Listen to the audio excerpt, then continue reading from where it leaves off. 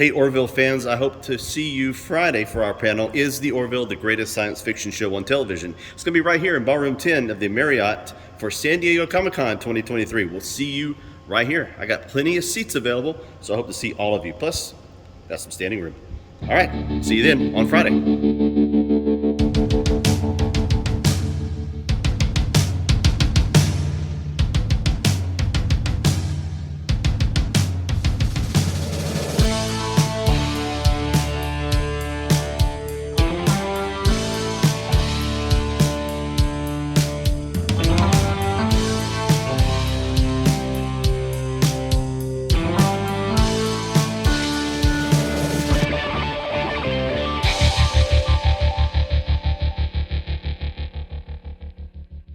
I would like to welcome everybody to Friday at Comic-Con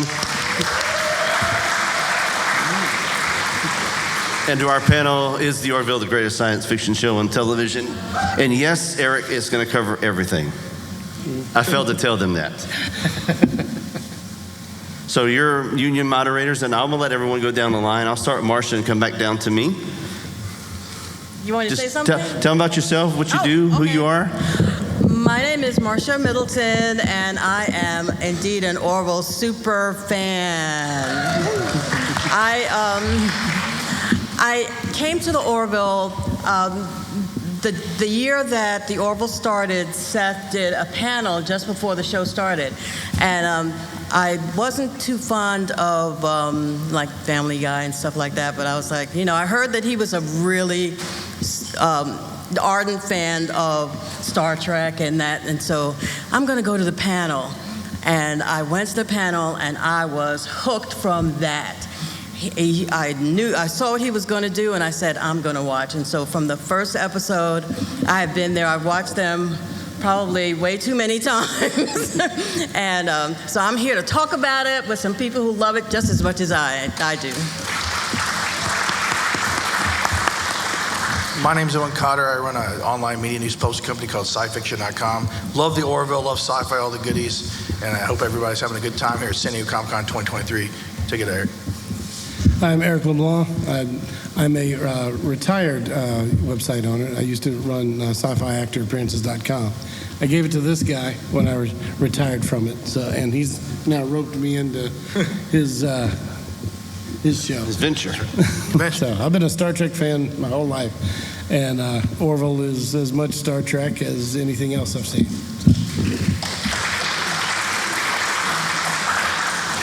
And like it says, my name is Justin. I run a website that's now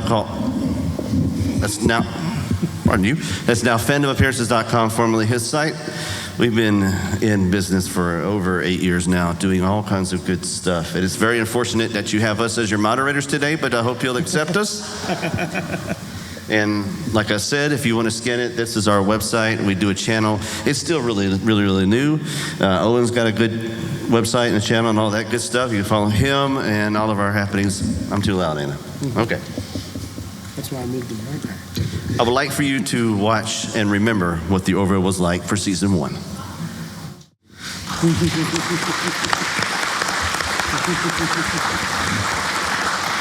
As you know, the Orville is set about 400 years in the future, and it follows the crew of the titular spaceship who face the dangers and wonders of outer space while dealing with the familiar problems of everyday life. When I first talked about Orville, he said, we're going to do a show about a comedy in space, and it was like, why? And I feel like that's the only thing that Fox would have agreed to, canceling Firefly, and they cancel everything else. Everything else. Mm-hmm. Thoughts, you guys? The way our panels work, if y'all don't respond, I'm going to get up with the microphone and go talk to you. So be sure you do that. Yeah. If you don't want me to get up and talk to you. That's right. I have no thoughts. I bring panelists and they don't have any thoughts. Well, I think Seth had a lot of pull with the network, so they were gonna let him do just about anything they wanted, but they weren't gonna go as far as, I don't think they were gonna go as far as to let him do a serious sci-fi. Well, when he said he was gonna do a comedy sci-fi, open it with a lot of jokes, but still stick to, he loves Star Trek, so keep it keep it where it's a good show, but have some comedy in it. I think he walked the line. There's a lot of comedy to begin with, but they've matured. They've managed to mature a lot since. Sure. But any season, any episode is good. For sure. For everybody here, season 3, awesome season. We have one of the actual people's costume designer here in the house, or was in the house. I don't know if they're somewhere in here still, but super all. Yeah, there, right there. Mary Chisholm, Yes, indeed. costume designer for Amazing the work. Orville. I didn't know that. I didn't know you brought guests. That's right. I appreciate that. We'll go to our next slide, and we're going to continue our juicy discussion. Because I have to say this, because everybody compares the Orville to the Next Generation, and we're not comparing, in this panel, we're not comparing episode. We're comparing the property, so we can talk about why it's good, why it relates to Star Trek, which it's like felt like it was a parody at first, and got out of it. At the universe building level, the Orville is basically Star Trek TNG with different names. While this could be an uncharitable description, you only have to watch the show to recognize that McFarlane and his team, including Brandon Braga, who served as writer and producer of TNG and other Trek shows, aren't trying to plagiarize anything.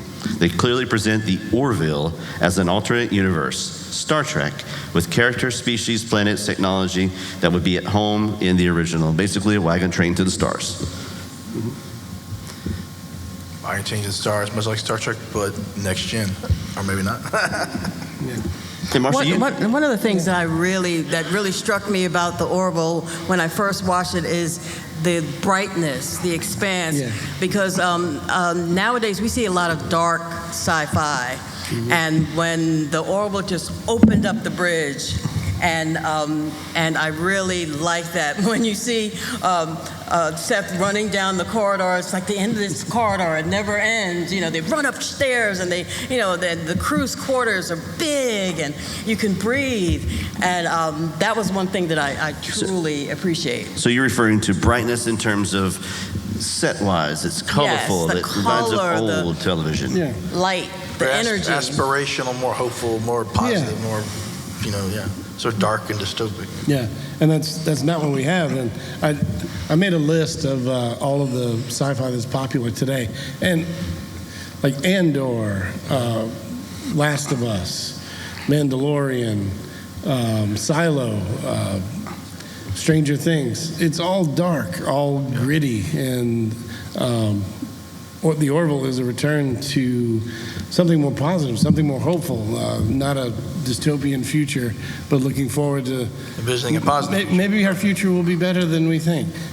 So, and even the colors, the brighter colors, and like Marcia was talking about, it's a clean look, and it actually reminds me more.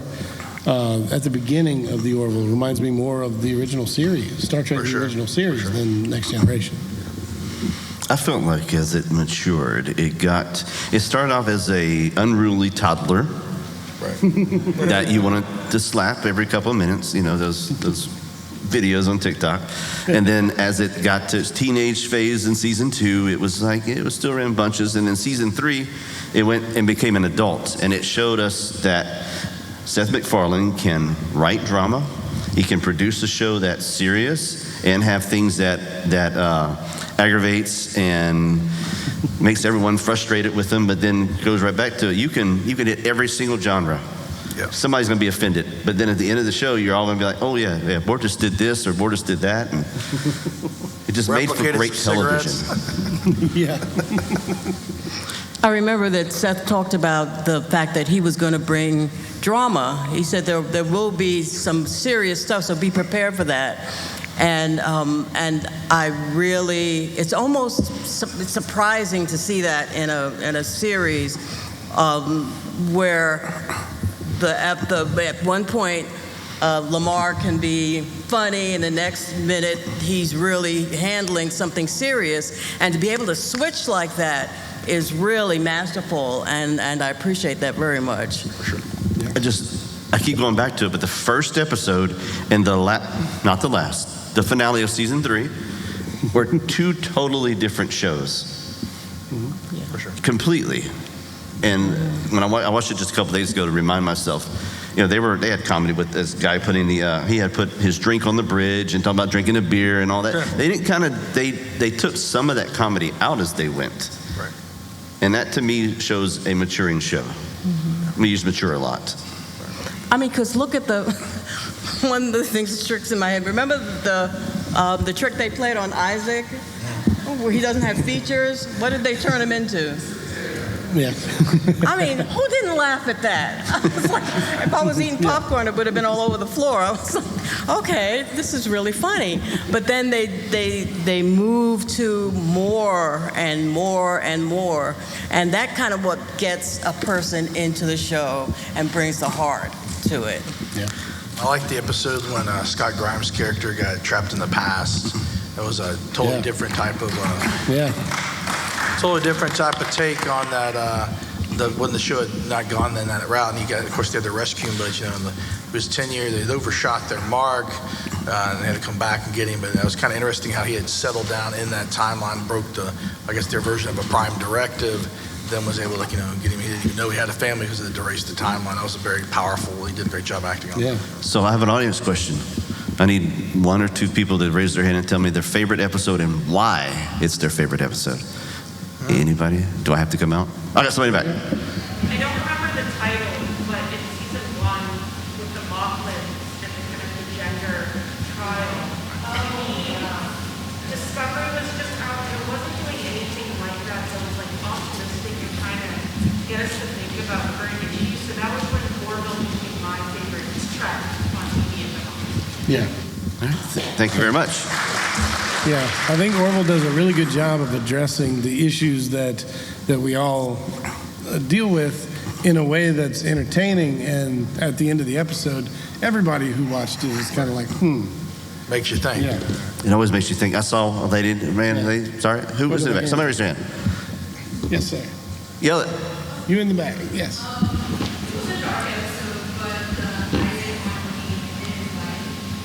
Yeah.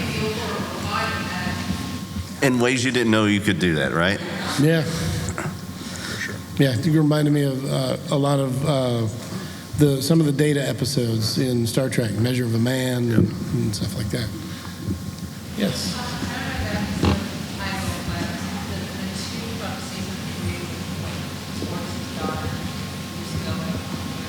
Chelsea shows. Yeah. That I ended up saw my husband in the message because I was crying. It was, I think, probably the most amazing, the two most amazing sci-fi episodes ever. Brilliant acting too by all the cast as well. So I put up on the screen, we're comparing this show to other popular sci-fi franchises. We've got everything here, everything that I could find real quick. Doctor Who, Stargate, Firefly, BSG. Got Farscape on there? well, I wasn't a Farscape fan, so. But it could be in there. So I'm going to go down the line. I'm going to start Marcia because she has all the Stargate experience. Tell us why maybe the Orville is either good or bad or worse than the property. Pick a property that you like. Did maybe you it's just Doctor ask Who. me that question? Is it worse or better than Stargate? Yeah. So you put me in a very awkward I know. position. Well, you have to tell them why that is. What I didn't tell though. you is because I am also a huge Stargate fan, and I've done actually had mounted conventions for Stargate and Dragon Con. Just Dragon Con. at Dragon Con, and actually done panels here for Stargate, and so Stargate is very near and dear to my heart as well. I'm going to kill you later, but.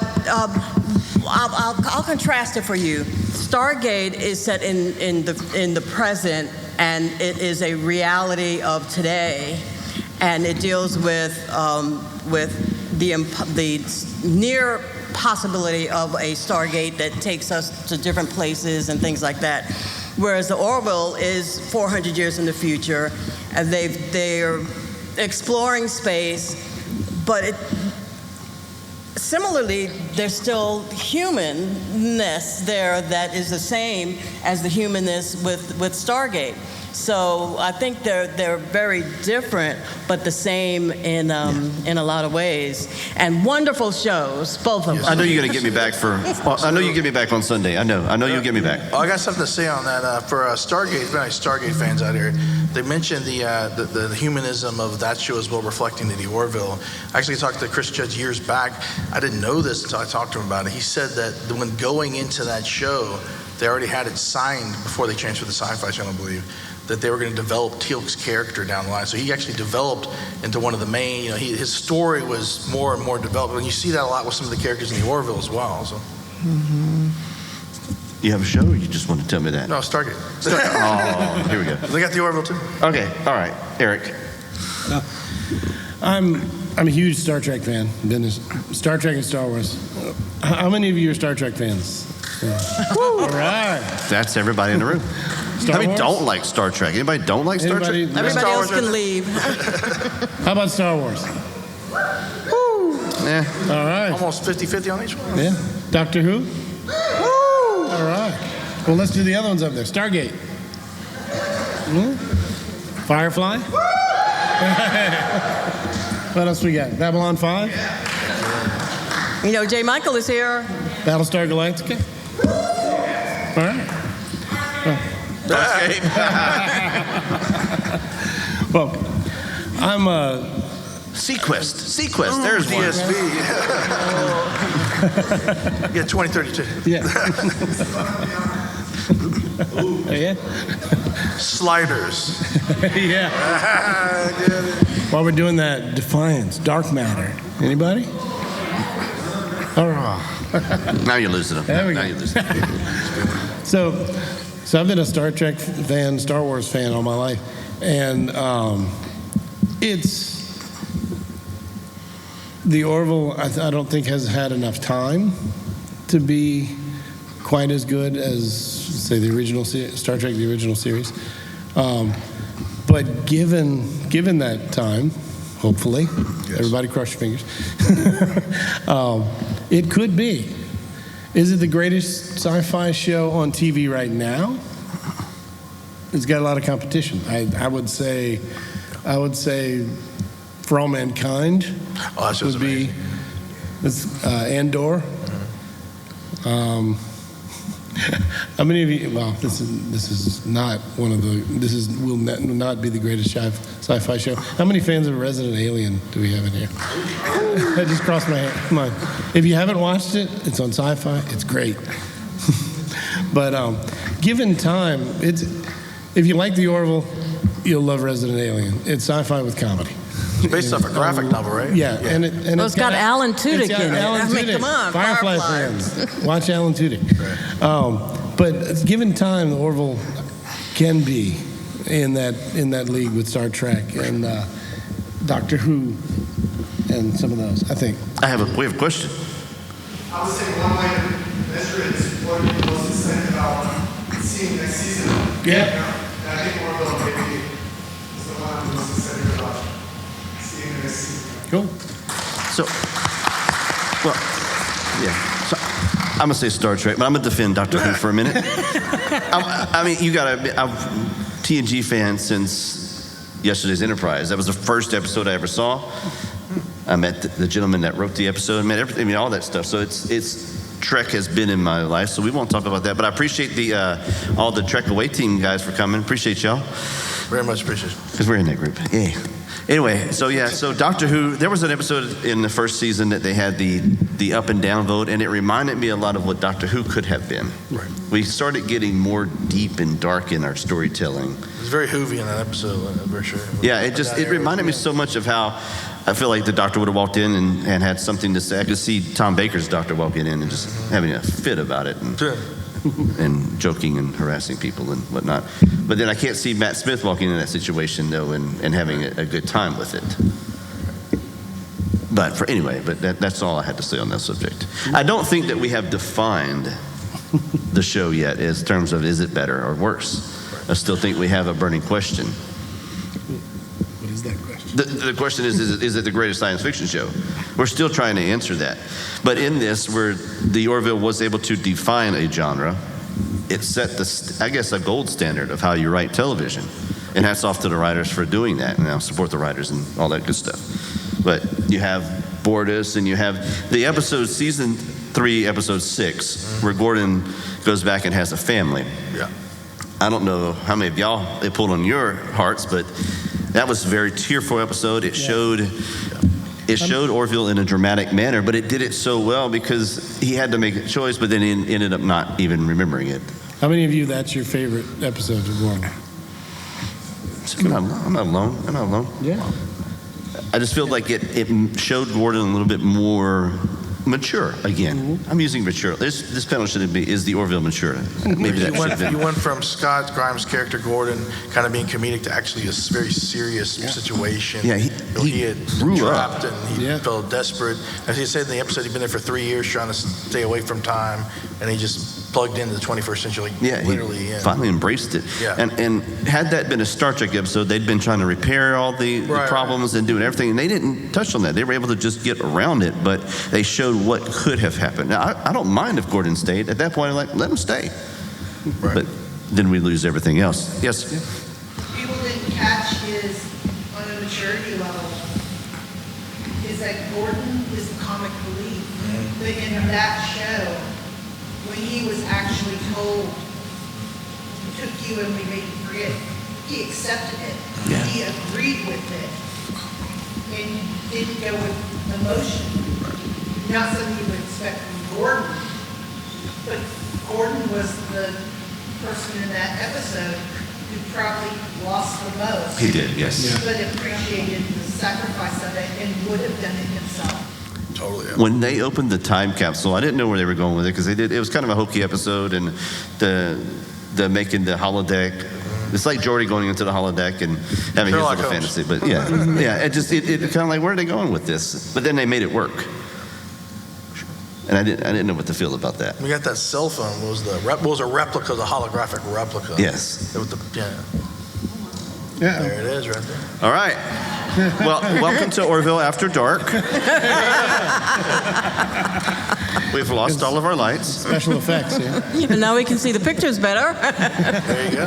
There's always a good side to everything. Oh, look, there we go. Thank you.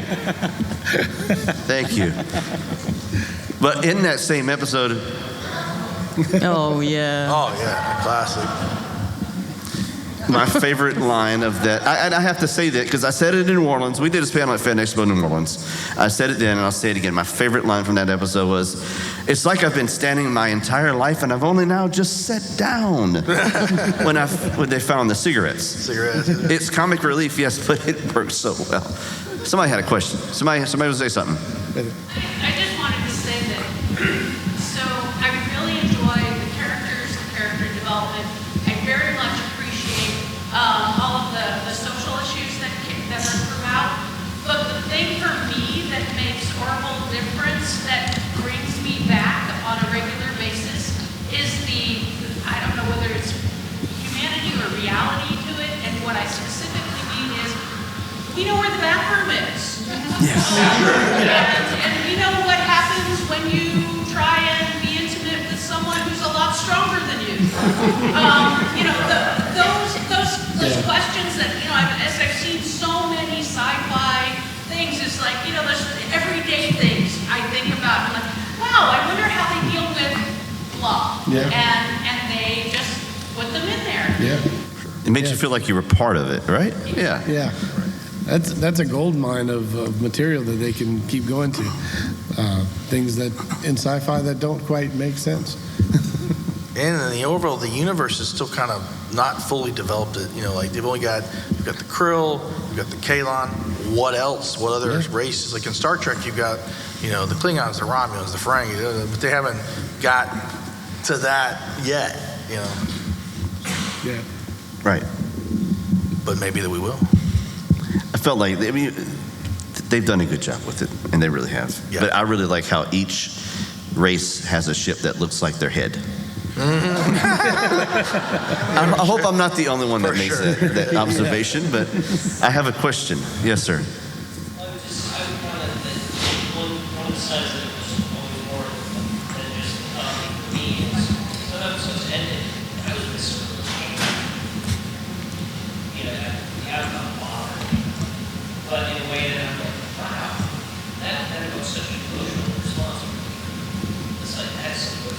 That's what, yeah, that's what, it feels like that's what McFarlane was good for. Family Guy, whatever they pitched as, there's syllabus. We've had the conversation before, but I feel like when McFarlane pitched it, it was like, if I can just get it on the air. That's like what Roddenberry did. Just Pitched it get as a it. wagon train to the stars, like a Western. There you go. Yeah. Just get it there. Just let me have a chance. And then because he owns Fox practically, they, More or less. just, hey, yeah. Well, and that kind of brings me to That's another genius. point. Another point is we had New Horizon. And we had an upgrade to how the show was. And I know they had some time off. They had some time to recoup things, but these feel more cinematic. They feel like they actually care. The bridge is a little darker. You lose the carpet, but it still feels like, and again, that's where maturity comes in. The Quantum Drive was Sure. even more blinged out. You got the thing going about. But it just invokes such I need to stop. And it's- I need another word for maturity. Old? Evolution. No. Yeah, old. Evolution? Evolved. Evolved. Yeah. Yeah. And with moving to Hulu, the writers could expand the storytelling by a few minutes. If they had an hour-long story to tell, they could tell. They had an hour and 15-minute long No story. commercials. They could tell that. And With freeing. I'm sorry. Even with costuming, we talked about it a little bit. But Mari, can you tell us about the difference in the costuming from now that it went to New Horizons? We were kind of. Can you want to use a mic? Get him back there. Costume designer for the Orville. I have to say, this is such a treat. I came to Comic-Con to moderate another panel for concept artists, and then I saw this on the schedule, and I thought, I have to come here. Because it's really fun to hear everybody's responses and connections to the show. But on New Horizons, that's when I started costume designing the show. There was a designer before me. But it was a very conscious effort, season 3, to adjust the look a little bit to go with the tone of the more drama feel.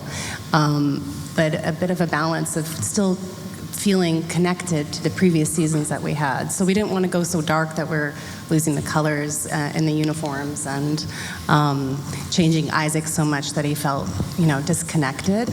But at least for me, I wanted to sculpt things a little bit more, have more nuance, have a little bit of that darkness, which is kind of like a vague term, but I think you all understand what that is because it's part of like an emotion that you want to see visually. So, one thing I noticed was the change in Isaac. What did you bring to Isaac's costume? Do you think that for New Horizons, he seemed to be wearing kind of sneakers on, and his countenance kind of smoothed out a little bit. Did you talk about what you wanted to do? Yeah, my background, I have a lot of experience building like superhero suits and manufacturing with lots of molding pieces and 3D printing, and so I brought that into that costume because I wanted to have a bit more of that, less of the man in a suit feel, more sculpted, like you said, metallic, really feeling more of the machinery in him. And of course, it's an actor in a suit. You can't get past that 100% without, fully CGing him. But that's kind of the beauty of, Mark Jackson does an amazing job wearing that costume, and it's so hard, as an actor having to have a helmet on, and we've got fans running and lights going, and so it was a big engineering feat to figure out how to retool it. But the heart of it, I feel like, worked out in terms of keeping his still slightly nostalgic feel still there, I think, because that's kind of what the original intent was for Isaac's design with the previous designer. Is that it harkened back to those things that everybody loves about Star Trek. I have a question about Isaac. Is there LEDs on his eyes on set, or is it optical or some kind of CGI? It's practical. It's all practical. Wow. Yeah. So sometimes more than I want. Sometimes lights go out and you have to deal with that on set. But As long as you're not red like the bad Kaylin were. yeah. But that happens in any feature, any TV show. You always have to grapple with the problems of like sweat getting into electronics and wires popping, and it's no superhero suit or robot suit or anything is ever perfect. So you're always kind of managing it. It's a project every day. Did you have a favorite or one of your favorite alien costumes to do during season 3? I really like Dr. Vilka a lot. Howard Berger did, oh my gosh, so talented, so much work on that show that is, I mean, they're all really good. So I'm just saying that one because that's just, I also like the costume with her head and everything. But yeah, a lot of them. I like the design of the krill. They look amazing. Yeah. Oh, yeah. Well, I can't take too much credit for the krill because that was the previous designer who established the design, but that was definitely, when interviewing for the job, that was one of them. Was like, that was done so well, beautiful. Yeah. And so, as a designer coming into a show that's sort of been established, you have opportunities to build on something that was already there. So I had an opportunity to do that with the props. Yeah. Who does the props? Do you deal with the props at all? Or? No, that's a different department, a whole prop. Are they gonna do anything? Like, if they hypothetically may or may not know, are they gonna do any upgrades? Anything? If they were to do the season 4, anything you make it tell if they would make change or anything they were looking at maybe doing or? I mean, it's all fair game, really. Right. I mean, fingers crossed. Anytime you get a script, if something calls for some new change, it's our sandbox that we're playing in. So it could change. Who knows? Yeah. I will tell you, Star Trek, the uniforms would change all the time. So. Yeah. I will tell you, I was scared to death of Isaac with his little, all of them. Oh, yeah. All of them with their little head things. That comes off the plasma. Yeah. I mean, I don't know, that whole arc. You couldn't do that in another show, but that just frightened me. It still gives me nightmares of seeing. Is that practical as well? No. That's VFX. Yeah. I was hoping. Yeah. Very talented group of people in that department that conceptualize all of that stuff. Can you talk about the wedding at all? Did you design the wedding? Yeah. Because that's like my favorite episode in the universe. Well, that's my next slide. That was. What did you love about it?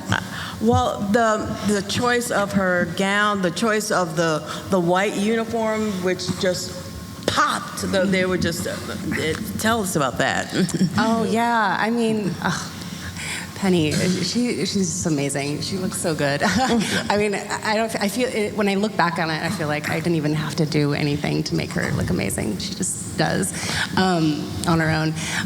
But the white uniforms, yeah, we really wanted to elevate it so that it felt dressy. And to me, the vision of uniform whites, like for a dressy occasion. I mean, it's very, American, but it's iconic to me. And so that's what I pitched to Seth, and he was into it. And they all loved that uniform, and they were built really beautifully by my favorite tailor who does all the uniforms. And he's an impeccable suit maker. Serge. Anyway, I'm trying to think what else to say about it. We changed the opening on the side, and I think there's a little bit of hearkening to Star Trek, their dress uniform, but, because of the side opening. Almost like a kind of a, not like military, but kind of a naval kind of look. Exactly, I was going to say, it makes me think of what Star Trek the Motion Picture uniforms should have looked like. Right. Oh, thank you. Thank you. Well, I appreciate you telling us all about it, because that's all great stuff. I mean, I like hearing about wardrobe and how you come up with that. And Well, we need more Orville. We just need more. Thank you. Thank you so much. Thank you.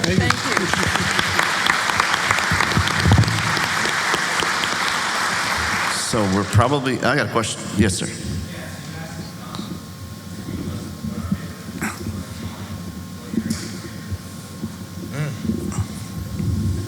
I like that episode that I spoke about, season 6. episode 6. Yeah. Eric? That's what I was going to say too. So y'all go I was ahead. going to say that as well. There's one other episode I liked was the one where, the one where Isaac kind of sacrificed himself because he felt like the crew didn't want. That was a good one. What you?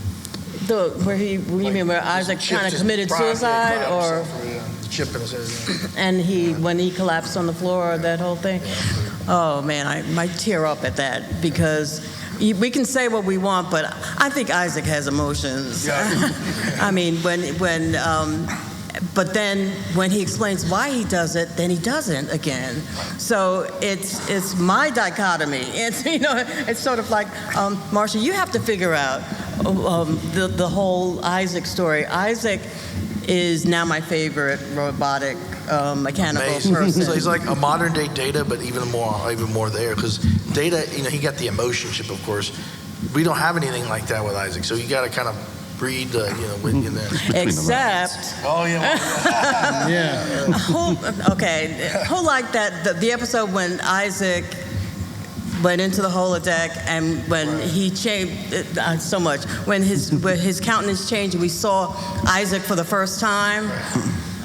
That was incredible. And then later, of course, in season 3, when he got his emotions for just a short period of time, I was who along with me was hoping that would last a little longer. You knew it would end. I knew it would end.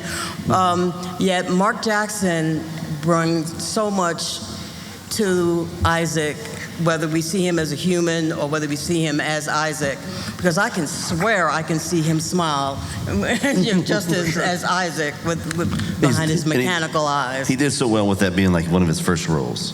He's just really embraced that character. He's done really well. We're running close on time, so I want to get to it real quick. Questions, concerns, and deep fears? Yeah, and I asked this, loving them both, but Alara or Tala? Alara? I was thinking about that. I would say Alara, I love the actress that plays Tala, but I was talking to a buddy of mine, and Alara, that actress is just really good at generally acting in general. I'm talking if you look at classically trained actors like old black and white movies, the old days, they're all good actors, but she is really good. I'm talking, you could generally believe it's very believable, just better. My opinion. I think Tala fits better where the show is now and going forward. And I like Tala better anyway. But let's just do a poll of the audience. Real fast, because we're running out of time. Tala. What about Charlie? Charlie, yeah. Charlie had to grow on us. Yeah. Almost to the end. I have to show you this because this came up the other day on Twitter, and I absolutely lost it when I saw that. And we know it's not real, but the fact that it got so much buzz, that's that Vegas, thing in Vegas. 16K resolution. Yeah. And he's editing Orville. Holographic, robot, Civic Center down the order. Yeah, this eye looking. The hive mind of the Kaylin. Yeah. And then some great memes I like to end with. Oh my gosh. I The look love you that get when Star episode. Trek. Yeah. He's better I'm than everyone. incapable of stuttering. Solid, man. That's awesome. Oh my gosh. that And was lastly, so I want to funny. thank you guys. So let's ask them. Thank you. Thank you guys so much. Have a great time. Thank you. Have a great